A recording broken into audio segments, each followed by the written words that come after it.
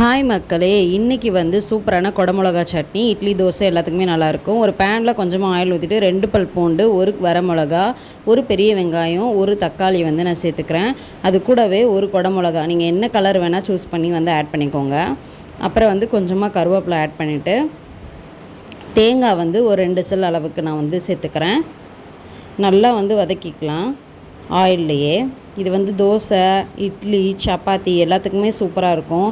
எப்போவுமே ஒரே மாதிரி சட்னி சாப்பிட்றதுக்கு போர் அடிக்கும் இல்லையா? இதை வந்து டிஃப்ரெண்ட்டாக இருக்கும், ட்ரை பண்ணி பாருங்கள். சட்னிக்கு தேவையான உப்பை இப்போயே சேர்த்துட்டோன்னா சீக்கிரமாக வதங்கிரும். உப்பு போட்டுட்டு நல்லா வந்து பிரட்டி தட்டு போட்டு மூடி ஒரு 2 நிமிஷம் வச்சிங்க அப்படின்னா சூப்பராக வந்து வெந்து வந்துடும். இதை அப்படியே வந்து அடுப்பை ஆஃப் பண்ணிவிட்டு ஆற விட்டுறலாம். சூப்பராக வெந்துடுச்சு பாருங்கள். ஆற விட்டதுக்கப்புறம் இதை வந்து தண்ணி ஊற்றி அரைச்சிட்டு தாளித்து தோசைக்கு வச்சு சாப்பிட்டிங்கன்னா சூப்பராக இருக்கும். அப்போ தான் வீடியோ பார்க்குறீங்கன்னா ஃபாலோ பண்ணிக்கோங்க.